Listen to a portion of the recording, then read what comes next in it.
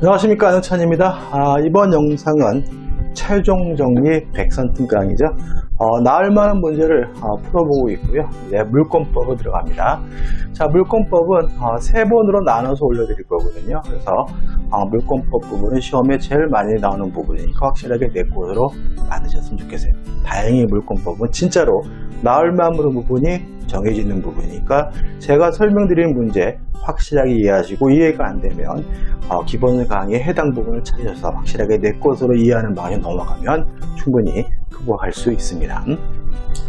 자, 함께 문제 풀어보시죠. 1번입니다. 물건에 관한 설명으로 옳은 것을 찾으라고 합니다. 1번. 부동산에 부속된 동산을 분리하면 그 동산의 경제적 가치가 없는 경우에는 타인이 권원에 의하여 동산을 부속시킨 경우라도 그 동산은 부동산 소유자에 기속된다. 맞는 지문입니다. 자, 우리가 부합이라는 게 뭔가요? 물건끼리 결합이 되는데 분리될 수 없거나 과다한 비용이 드는 경우에 문제거든요. 분리하면 그 동산의 경제적 가치가 없다, 이 말은 부합됐다는 겁니다. 따라서 권원이 있든 없든 간에 부합된 물건은 부동산 소유자에게 기속이 되기 때문에 1번이 맞는 지문이고 1번이 답이 되는 거죠. 2번입니다. 집합물에 대한 양도담보죠. 자, 우리가 두 가지를 기억해 두시는데 집합물에 대해서 양도담보를 설정하는 것이 가능합니다. 첫 번째. 두 번째는 집합물에 대해서 양도담보가 설정이 됐다면 그 후에 집합물에 대한 내용의 물건이 증감 변동이 있더라도 현재 그 목적물은 현재 그 물건 전체에 대해서 그 양도담보권 효력이 계속 미친다. 이걸 기억하시면 되거든요. 따라서 집합물에 대한 양도담보권자가 점유개정 방법으로 양도담보 설정 계약 당시 존재하는 집합물의 점유를 취득한 후 양도담보권 설정자가 자기 소유 집합물에 이르는 물건을 반입한 경우 나중에 반입된 물건도 집합물에 들어왔으니까 여전히 양도담보 효력이 미치거든요. 따라서 나중에 반입된 물건에는 양도담보권 효력이 미치지 않는다는 질문은 X가 되는 거죠. 자, 입도라는 말이 나오죠. 입도는 뭐예요? 서 있는 벼, 농작물입니다. 자, 농작물은 토지에 부합하지 않습니다. 따라서 권원 없이 무단으로 경작했더라도 경작자 소유가 되고요. 또 경작자 소유가 되기 위해서 명의방법 같은 것도 필요가 없다는 것이 우리 판례 입장이므로 3번 적법한 경작권 없이 타인의 토지를 경작하였다면 그 경작한 입도, 농작물이 성숙한 경우에도 경작자는 그 입도의 소유권을 갖지 못한다는 지문은 X가 되는 거죠. 4번입니다. 종물은 주분의 처분에 따르므로, 자, 우리 민법은 종된 물건 종물은 주분의 처분에 따른다라고 규정을 두고 있어요. 이 규정의 성질에 대해서 우리 판례는 임의 규정으로 이해합니다. 민법 총칙 규정이거든요. 따라서 특약으로 달리 정할 수 있고 특약으로 종물만 분리해서 처분하는 것도 가능합니다. 임의 규정이니까요. 따라서 당사자의 특약으로 종물만을 별도로 처분할 수 없다는 질문은 X가 되는 거죠. 5번. 임목에 관한 법률에 의하여 소유권 보존 등기가 맞춰진 임목이죠. 자, 임목, 수목이 만약에 임목에 관한 법률에 따라서 등기가 됐다면 토지에 분리된 독립된 부동산으로서 양도할 수도 있고 저당권 설정도 가능하거든요. 따라서 등기가 맞춰진 임목은 토지에 분리하여 양도될 수는 있으나 저당권의 객체가 될 수는 없다. X가 되는 거죠. 주의할 것은 뭐냐면 만약에 이 수목이 명인 방법을 갖췄다면 명인 방법을 통해서 양도할 수는 있어요. 그렇지만 저당권 설정은 못한다요. 명인 방법은요. 근데 주의하실 것은 양도할 수 있으니까 우리 판례에 따른다면 명인 방법을 통해서 양도담보 설정은 가능하다라고 판시하고 있다는 것까지 꼭 기억해 두시기 바라고요. 이 문제 답은 1번이네요. 3번 간습법상 물권에 관한 다음 설문 중 옳지 않은 거죠. 1번입니다. 물권은 법률 또는 관습법에 의하는 외에는 임의로 창설하지 못하도록 민법에 규정되어 있어요. 맞죠? 이거 우리가 물권 법정주의라고 합니다. 여기 생각할 것은 이 법률은 국회 제정한 형식적 의미의 법률만을 말합니다. 따라서 명령이나 규칙 등으로는 새로운 종류의 물권을 만들 수는 없어요. 또 하나, 임의로 창설하지 못한다라는 의미에 대해서 우리 판례는 법률과 간습법으로만 새로운 종류의 물권을 만들 수 있다. 종류가 강제되고요. 또 법률과 간습법이 규정하고 있는 내용도 지켜야 된다. 내용도 강제된다는 입장입니다. 그래서 임의로 창설하지 못한다는 것은 종류 강제와 내용 강제를 포함하는 의미가 되는 거고요.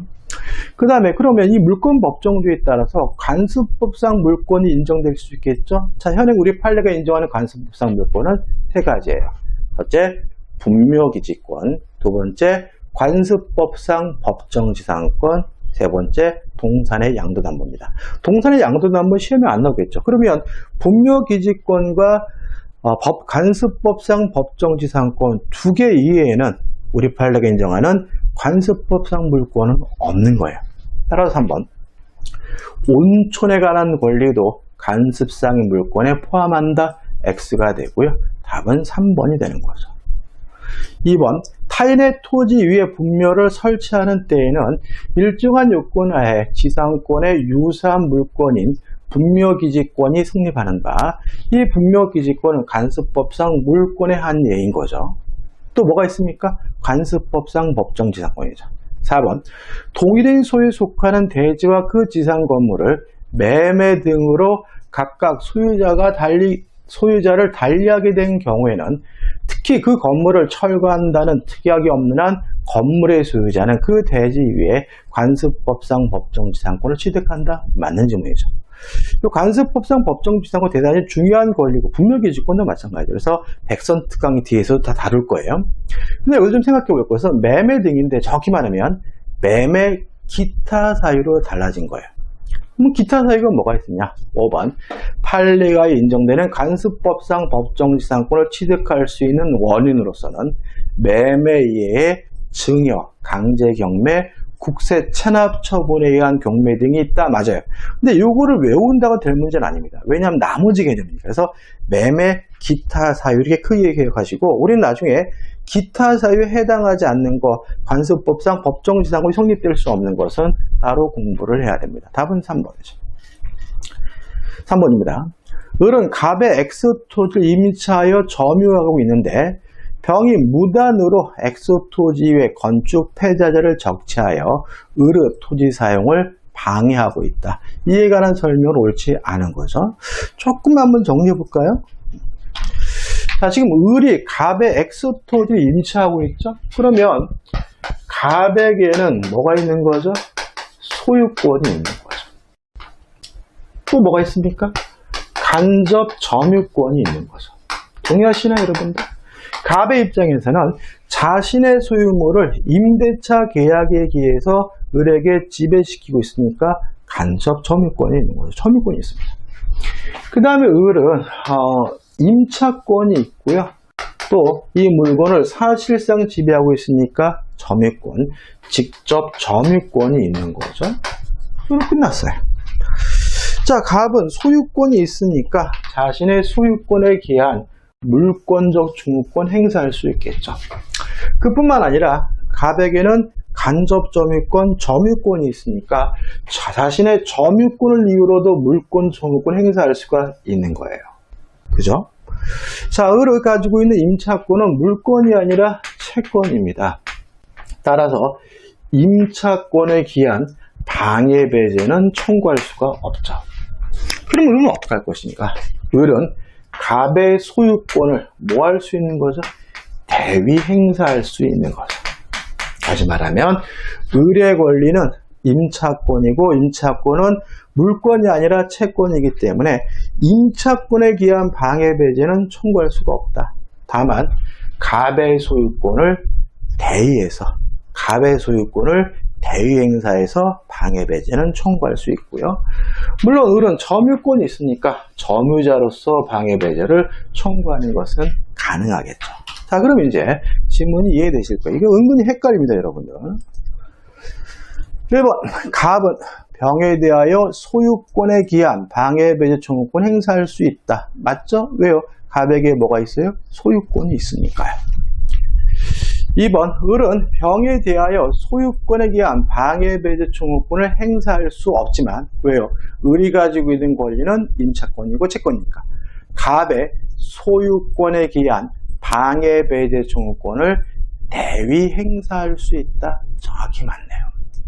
3번, 병이 X 토지를 자신의 것으로 오신하여 건축 폐자재를 적치한 경우라 하더라도 을은 병에 대하여 점유권에 기한 방해배제 청구권 행사할 수 있다. 맞나요? 자, 물론 을에게 점유권이 있으니까 점유권에 기한 방해배제 청구할 수가 있어요. 근데 이 앞에 말은 뭔가요?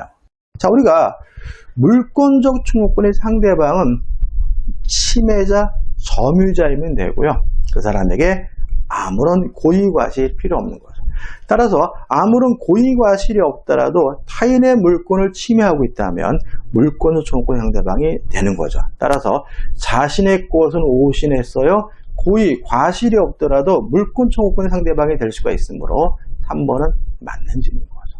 4번, 갑은 병에 대하여 점유권에 의한 방해배제 청구권 행사할 수 없지만 X죠? 왜요? 갑에게도 뭐가 있습니까? 간접점유자 점유권이 있으니까요. 따라서 을의 점유권에 기한 방해배제 청구권을 대위 행사할 필요가 없이 자신의 점유권을 이유로 방해배제를 청구하는 것이 가능하기 때문에 답은 4번이 되는 거죠. 5번, X 토지에 대한 임대차 계약이 종료되면, 자, 갑은 종료됐으니까 나가라, 반환 청구할 수 있겠죠. 물론 두 가지 청구 있습니다. 첫째, 소유권을 이유로 반환을 청구할 수도 있고요. 아니면 을에 대하여 임대차 계약상 반환 청구권 행사할 수 있는데, 이는 채권적 청구권은 계약상 청구권이죠. 물권적 청구권과 별개로 행사할 수 있다. 맞는 질문이죠. 다시 말하면 임대차 계약이 종료가 되면 갑은 자신의 소유권을 이유로 반환 청구할 수가 있고요.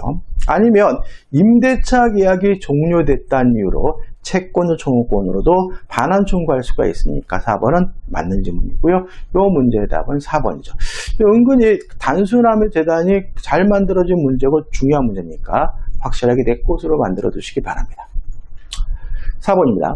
다음 중 법률의 규정에 의한 물권 변동으로 등기를 요하지 않는 거죠. 좀 정리 좀 해볼까요? 자, 우리가 등기해야 되느냐 할 필요 없느냐 문제 시험이 잘 나와요. 첫째 기억할 것은 법률 행위, 계약이나 단독 행위로 인해서 물권이 변동되려면 등기해야 됩니다. 두 번째, 법률 규정, 계약도 아니고 단독 행위도 아닌 다른 사유로 물권이 변동될 때는 등기할 필요가 없어요. 그래서 이 문제도 마찬가지지만 법률 규정에 의한 물권 변동 이렇게 물어보면 이건 결국 뭘 찾는 거예요?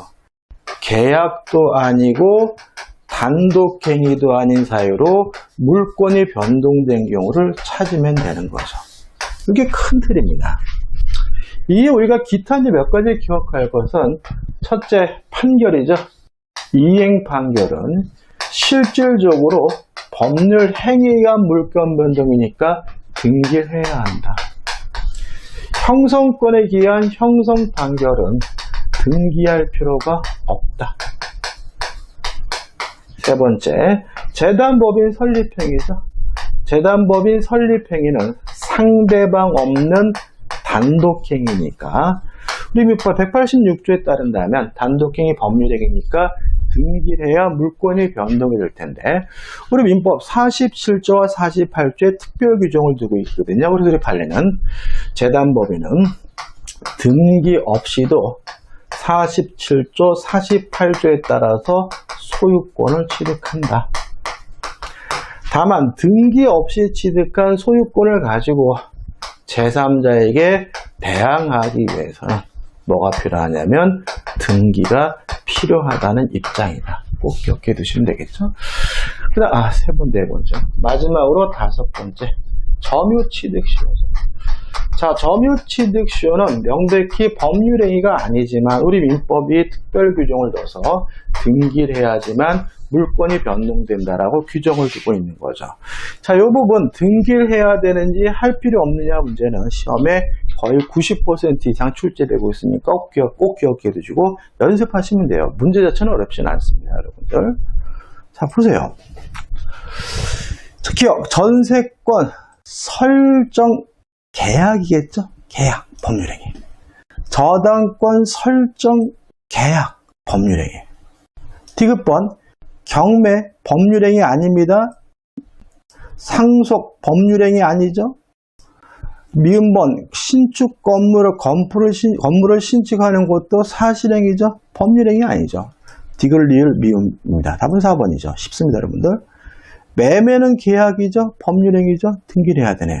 답은 4번입니다. 꼭 기억해 두십시오. 5번입니다. 등기에 관한 설명으로 옳은 것을 찾으라고 합니다. 자, 가등기에 기해서 본등기라면 가등기가 뭘 해주냐면 순위를 보존해줘요. 그뿐입니다. 물권 변동의 시기를 소급시키진 않아요. 다시 말하면 가등기에 기한 본등기라면 물권을 취득하는 시기는 언제죠? 본등기한 때이거든요. 1번. 본등기에 의한 물권 변동 효력은 가등기를 한 때 소급하여 발생한다. X가 되는 거죠. 2번. 등기가 원인 없이 말소가 됐어요. 참 시험에 잘 나와요. 그러니까 원인 없이 불법하게 말소됐다는 얘기죠. 그러면 이 사람의 물권은 소멸되지 않은 거예요. 그죠? 따라서 이 사람이 여전히 물권자이고 적법자이니까 그 회복 등기가 마쳐지기 전이라도 말소 자체가 무효니까 물권이 소멸되지 않고 있는 것이니까 말소된 등기 명의는 적법한 권리자로 추정된다는 지문은 맞는 지문이고요. 답은 2번이 되는 거죠. 3번. 합유자가 그 지분을 포기했어요. 단독행위입니다. 상대방 있는 단독. 그러니까 공유 지분을 포기하든 합유 지분을 포기하든 지분을 포기하는 것은 상대방 있는 단독행위예요. 법률행위예요. 따라서 포기했다는 이유로 물권이 변동되려면 등기를 해야 되거든요. 이것도 중요합니다, 여러분들. 따라서 그 지분을 포기하면 지분권 이전 등기를 하지 않더라도 포기된 합유 지분은 나머지 잔존 합유 지분권자에게 물권조를 기속하게 된다. X가 되는 거죠. 4번입니다. 자, 등기를 하고 있으면 세 가지가 추정이 돼요.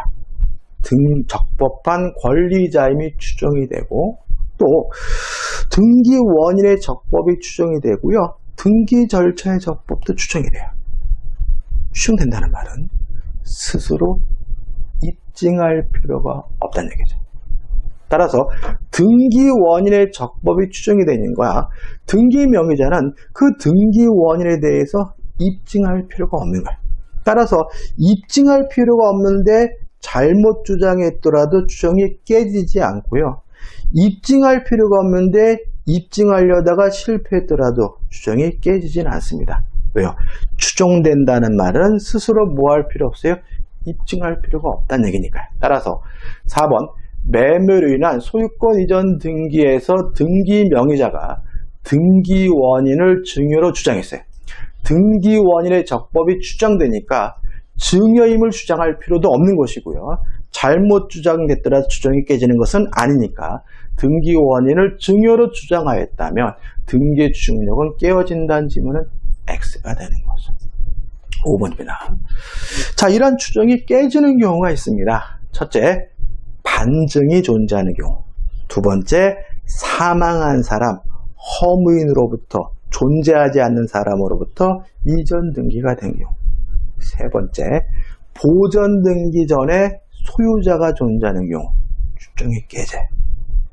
사망한 사람으로부터 이전 등기가 되면 추정이 깨집니다. 5번, 사망자 명의로 신청하여 이루어진 이전 등기죠. 사망한 사람으로부터 등기가 됐다면 추정이 깨지니까 특별한 사정이 없는 한 등기의 추정력이 인정됨으로 X입니다. 추정이 깨져요. 추정이 깨지기 때문에 결국은 등기 명의자는 적극적으로 왜 그런 일이 발생했는지에 대해서 스스로 뭘 해야 됩니까? 입증을 해야 됩니다. 따라서 등기의 무효를 주장하는 자가 아니라 등기 명의자가 입증해야 되므로 등기 무효를 주장하는 자가 현재 실체관계에 부합하지 않음을 증명해야 한다. 뒷부분도 X가 되는 거죠. 따라서 이 문제 옳은 지문은 2번이고요. 이 5번 문제도 중요하네요. 꼭 확실하게 될 것으로 만드시기 바랍니다. 6번입니다. 부동산 등기에 관한 설명으로 옳지 않은 것을 찾거든요. 자, 유용이란 말이 나오죠. 재활용입니다. 다시 쓴다는 거예요. 자, 우리 판에는 권리에 관한 무효 등기는 유용, 재활용할 수 있어요. 물론 그 효과가 소급되지도 않고 제3자 권리를 침해할 수는 없어요. 문제는 권리에 관한 등기가 아니라 사실에 관한 등기. 표제부에 대한 내용은 등기를 유용할 수 없다는 것이 우리 판례 입장입니다. 1번. 전부 멸실한 건물의 보존 등기를 신축한 건물이죠. 그럼 이거는 건물이 바뀐 거죠. 권리가 바뀐 게 아니에요. 사실에 관한 문제고 이것은 유용이 인정되지 않으니까 신축한 건물의 보존 등기에 유용하는 것은 허용된다는 지문은 X가 되고요. 답은 1번이 되는 거죠. 2번. 물권에 관한 등기가 원인 없이 말소가 됐어요. 권리 소멸되지 않죠. 말소가 잘못된 거죠. 따라서 특별한 사정이 없는 한 그 물권의 효력에는 아무런 영향을 미치지 않는다. 오, 맞는 지문이죠. 3번. 자, 가등기가 됐습니다. 이 가등기가 되면 아무런 효과가 없습니다. 가등기가 된다 그래서 물권이 변동되는 것도 아니고요. 가등기를 했다 그래서 어떠한 권리의 존재가 추정되는 것도 아니고 또 가등기 상태에서 어떠한 청구권이 인정되는 것도 아닙니다. 따라서 한번 소유권 이전 청구권 보존에 가등기가 있더라도 소유권 이전 등기를 청구할 어떠한 법률 관계가 있다고 추정되진 않는다. 오, 맞는 질문이죠. 자, 근데 가등기에 기한 본등기를 하게 되면 효과가 생겨요. 어떤 효과예요? 순위를 보존해주는 효과가. 따라서 가등기에 기한 본등기가 이루어지게 되면 후순위 권리는 등기관이 직권으로 말소하거든요. 4번. 가등기 관리자가 가등기에 기한 소유권 이전에 본등기를 한 경우에는 순위가 보존됩니다. 등기 공무원은 그 가등기 후에 한 제3자 명의의 소유권 이전 등기, 후순위 권리죠. 직권으로 말소하여야 한다. 오, 맞는 질문이죠. 자, 추정입니다. 자, 추정은 적법한 권리, 등기원의 적법, 등기 절차의 적법이 추정되잖아요. 이 세 가지에 대해서는 스스로가 입증할 필요가 없는데 제3자에 대해서뿐만 아니라 전 권리자에게도 추정이 돼요. 따라서 등기 명의자는 이 세 가지에 대해서는 제3자에 대해서뿐만 아니라 전 권리자에게도 입증할 필요가 없습니다. 5번. 소유권 이전 등기가 맞춰지면 그 등기 명의자는 제3자는 물론이고 전 소유자, 전 권리자에 대해서도 적법한 등기 원인에 의하여 소유권을 취득한 것으로 추정된다. 맞는 지문이고요. 이 문제 옳지 않은 것은 1번이 됩니다. 7번입니다. 갑은 자신의 X토지를 을에게 매도하고 을은 X토지를 병에게 전매하였다. 다음 설명 중 옳지 않은 거죠. 잠깐 좀 설명드릴까요, 여러분들? 자, 갑이 소유하고 있는 부동산을요, 토지를 을에게 팔고 또다시 을이 또다시 병에게 팔았죠. 자, 병이 소유권을 취득하려면 어떻게 되는 것이 원칙이죠? 을 앞에 등기하고 자기 앞으로 이전 등기하는 거죠. 다시 말하면 병은 을을 대해서 을 앞으로 이전 등기시킨 후 직접 병 앞으로 자신 앞으로 등기를 해야 소유권을 취득하는 것이 원칙인 거죠. 근데 만약에 이렇게 하지 않고 갑에서 병으로 직접 등기가 이루어졌다면 이 등기는 원칙적으로 중간 생략 등기를 유효한 거죠. 합의가 없든 따지지 않고 중간생략등기는 토지거래 허가구역 내가 아니라면 유효한 거예요. 근데 아직 중간생략등기가 안 돼 있어요. 그러면 F임에 따라서 병은 을을 대여해서 이전 등기시킨 후 이전 등기 받아야 소유권을 취득하는 것이 원칙이 있는데 꼭 그래야 되느냐? 요 문제에 대해서 우리 판례는 갑, 을, 병 전원의 합의가 있다면 병은 갑에게 직접 이전 등기해 달라고 청구하는 것도 가능하다는 게 판례 입장이에요. 여기서 조심하십시오. 전원의 합의가 있다면 직접 이전 등기해 달라고 청구할 수도 있는 거예요.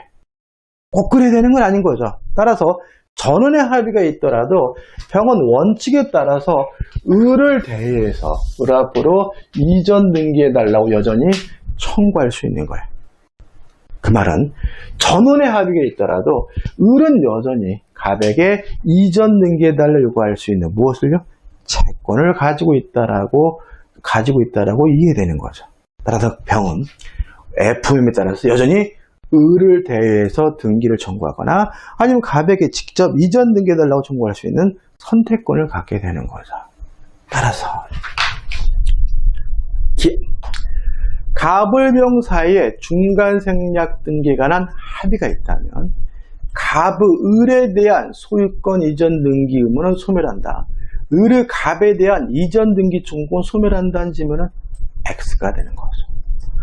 또 병이 갑에게 직접 이전 등기해달라고 청구하려면 전원의 합의가 통해요. 갑이 반드시 동의해야 돼요. 을이 병에게 통지했다. 이것만은 안 되는 거죠. 따라서 니은번 을의 갑에 대한 소유권 이전 등기 청구권의 양도는 갑에 대한 통지만으로 아니에요. 갑이 동의해야 돼. 대항력이 생긴다. 이것도 X가 되는 거예요. 자, 옳지 않은 걸 찾는 거는 기억, 니은 X네요. 디귿번 갑을병 사이에 중간생략 등기에 관한 합의가 없다면 중간생략 등기 이루어져 실제관계에 부합하더라도 그 등기는 무효이다. X죠. 합의는 언제 필요한 겁니까?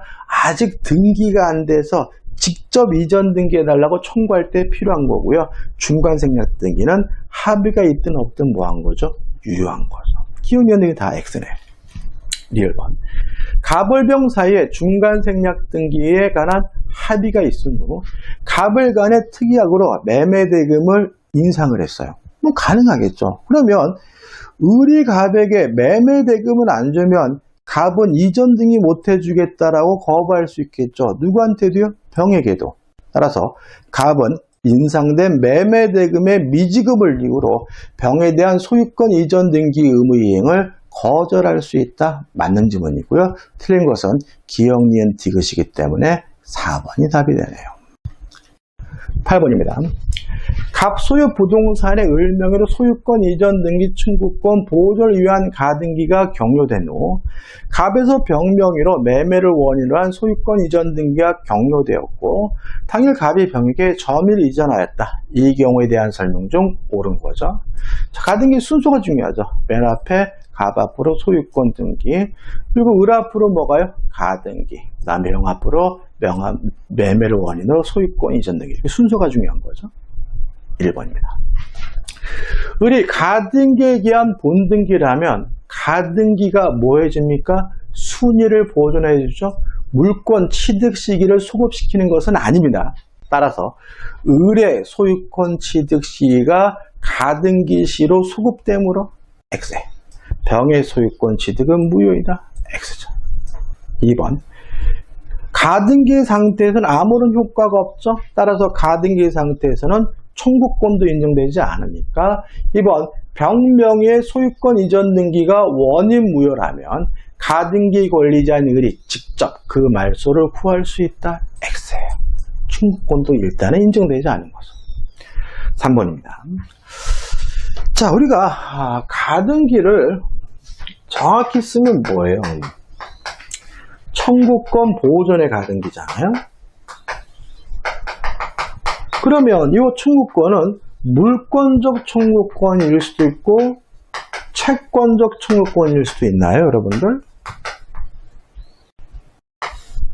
항상 채권적 청구권입니다. 자, 왜냐하면 이 사람에게 만약에 물권적 청구권이 있다면 이미 물권이 있다는 얘기고요.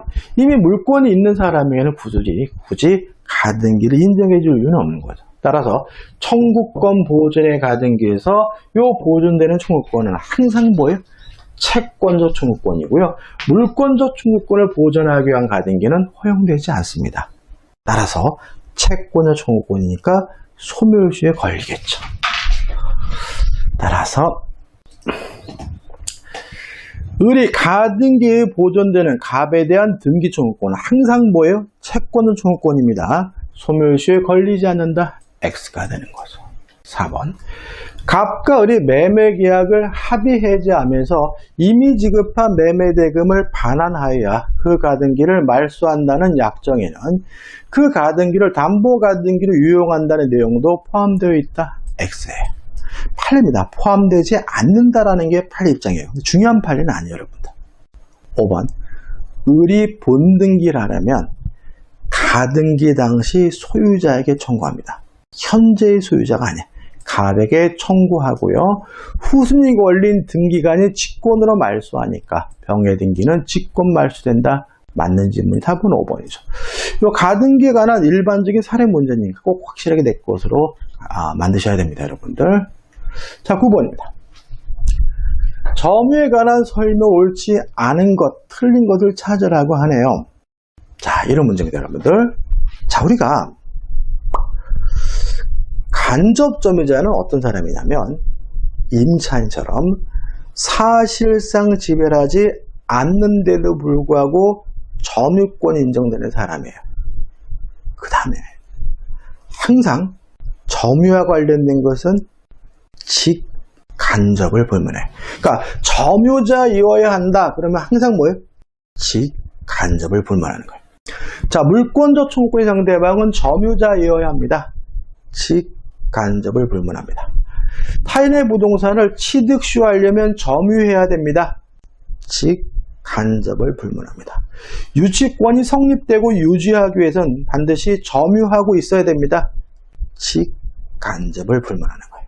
따라서 취득 시효하기 위한 점유도 직간접을 불문하므로 1번 점유 매개자의 점유를 통한 간접 점유에 의해서도 점유한 시효 취득이 가능하다는 질문은 맞는 질문이고요. 머릿속에 항상 뭐죠?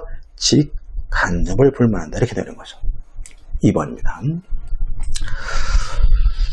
자, 우리가 점유권에 기한 반환 청구권에 대해서는 조금만 좀 정리할 필요가 있어요.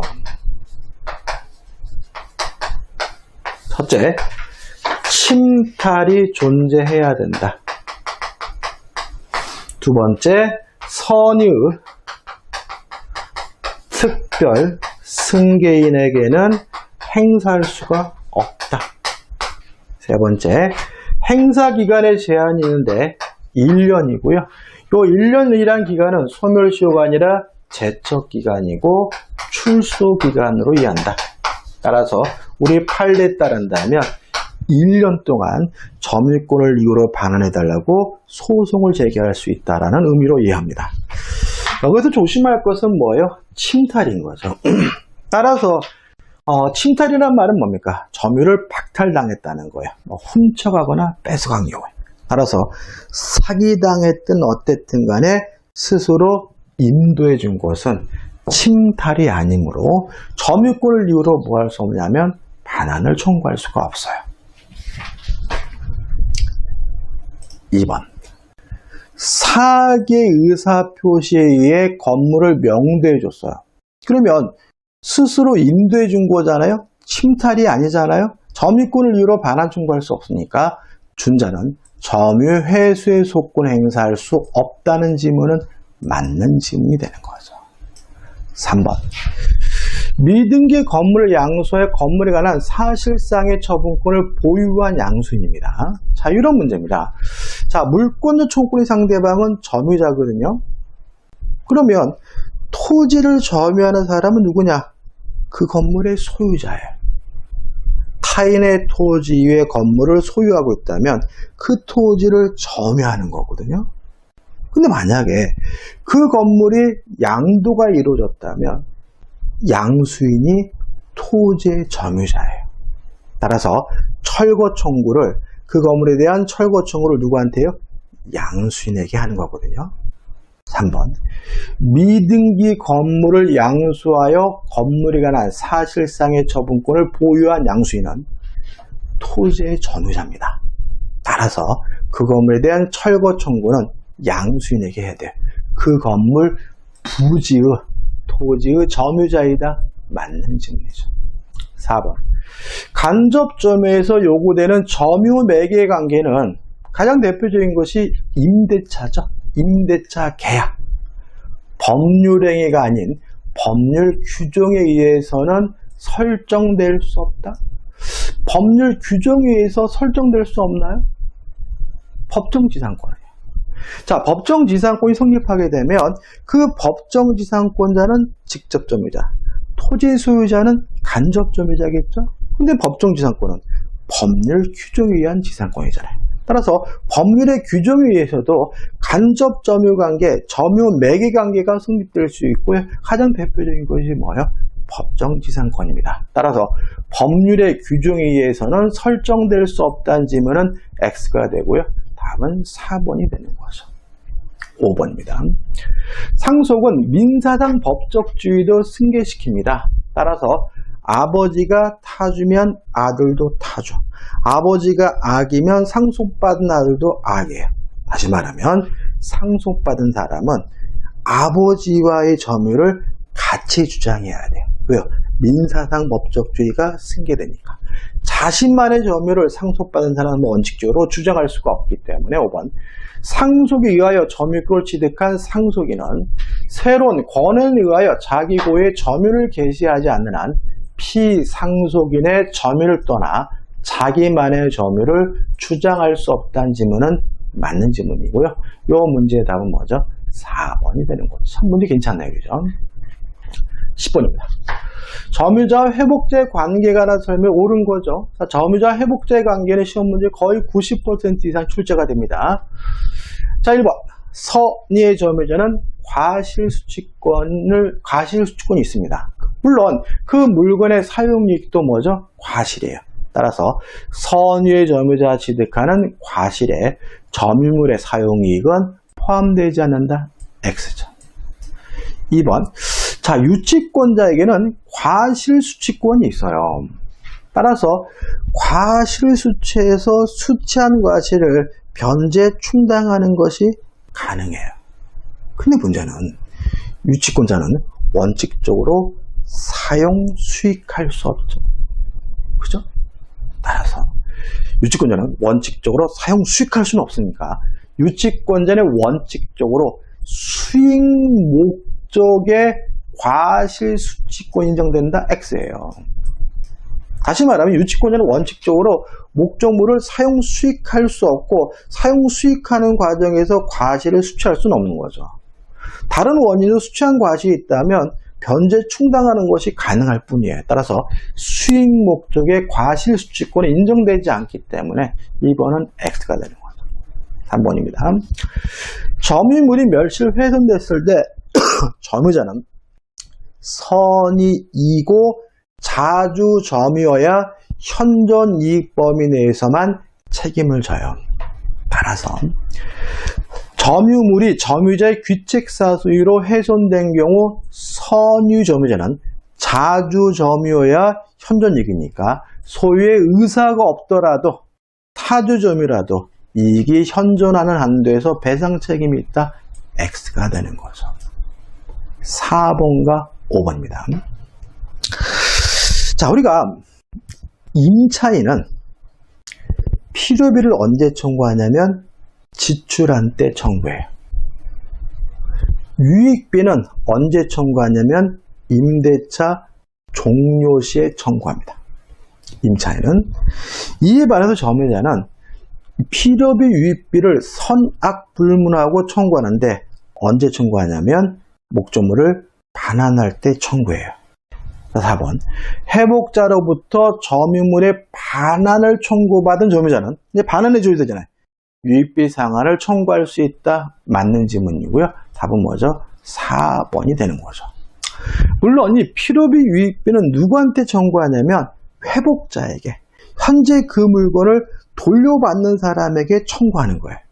결과적으로 현재 소유자겠죠. 따라서 5번 점유물의 소유자가 변경된 경우 점유자는 유익비 지출 당시의 전 소유자에게 비용의 상환을 청구해야 된다는 지문도 X인 거죠. 옳은 것은 4번이고 4번이 답이네요. 11번입니다. 점유자와 회복자의 법률관계에 관한 설명으로 옳은 것은이죠. 1번. 악의 점유자가 점유물의 사용에 따른 이익을 반환하여야 하는 경우.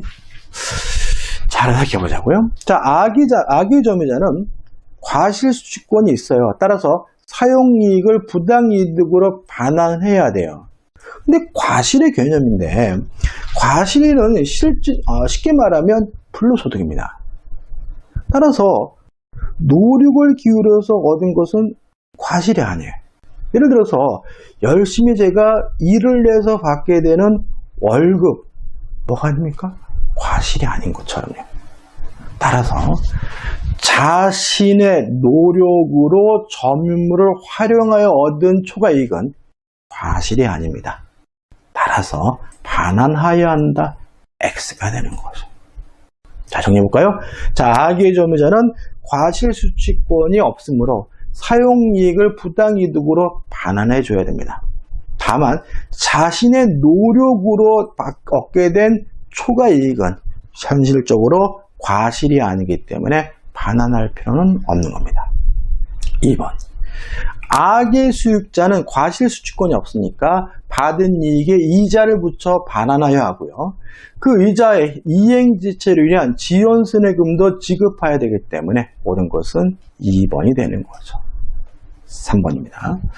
자, 악의 점유자에게는 과실수취권이 없습니다. 따라서 수취한 과실은 부당이득으로 반환해주고요. 과실로 수취하지 못한 경우에는 대가라도 보상해야 돼요. 자, 수취하지 못했다는 이유로 대가를 보상해야 되는 경우는 과실로 수취하지 못한 경우입니다. 3번. 악의 점유자가 과실 수취하지 못한 경우, 이에 대한 과실이 없더라도 그 과실의 대가를 보상하여야 한다. X가 되는 거죠. 4번. 임차인과 달리 점유자는 필요비든 유익비든 언제 청구합니까? 반환할 때 청구하는 겁니다. 4번. 점유자가 점유물을 개량하기 위하여 유익비를 지출한 경우는 점유자가 점유물을 반환할 때 그 상환을 청구할 수 있나? 맞아요. 필요비를 지출한 경우에는 즉시 상환을 청구할 수 있다. X죠. 다시 말씀드리면 임차인과 달리 점유자는 필요비든 유익비든 언제 청구합니까? 반환할 때 청구하게 됩니다. 자, 5번입니다. 멸실 훼손됐을 때 선이익이고 자주점유인 경우에만 현존이익 범위예요. 따라서 타주든 악이든 전부예요. 그죠? 선이익이고 자주점유이지만 현존이익이죠. 5번. 점유물이 점유자의 책임 있는 사유로 멸실된 때 악의 점유자라도 하더라도 자주점유인 경우는 타주점유에 비하여 책임이 경감된다. X예요. 악이면 따질 필요 없이 전부인 거예요. 경감되지는 않습니다. 따라서 이 문제답은 2번이 됩니다. 자, 이번 영상 여기까지입니다. 여기까지 해서 이제 우리가 점유권에 관한 백서 문제 풀어봤고요. 이제 다음 영상에서 소유권에 관한 문제 들어가겠네요. 여러분들 수고 많으셨고요. 고맙습니다.